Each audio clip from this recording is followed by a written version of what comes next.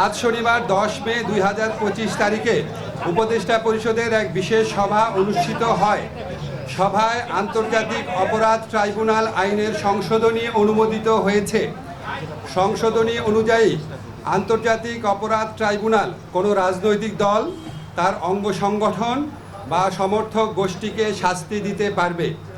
উপদেষ্টা পরিষদের বৈঠকে আন্তর্জাতিক অপরাধ ট্রাইব্যুনালে বাংলাদেশের আওয়ামী লীগ ও তার নেতাদের বিচার কার্য সম্পন্ন না হওয়া পর্যন্ত দেশের নিরাপত্তা ও সার্বভৌমত্ব রক্ষা, জুলাই আন্দোলনের নেতাকর্মীদের নিরাপত্তা এবং আন্তর্জাতিক অপরাধ ট্রাইব্যুনালের বাদী ও সাক্ষীদের সুরক্ষার জন্য সন্ত্রাস বিরোধী আইনের অধীনে সাইবার স্পেস সহ আওয়ামী লীগের যাবতীয় কার্যক্রম নিষিদ্ধ করার সিদ্ধান্ত গ্রহণ করা হয়েছে।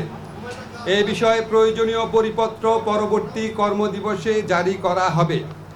এর পাশাপাশি আজকের উপদেষ্টা পরিষদের বৈঠকে জুলাই ঘোষণাপত্র আগামী 30 কার্যদিবসের মধ্যে চূড়ান্ত করে প্রকাশ করার সিদ্ধান্ত গৃহীত হয়েছে।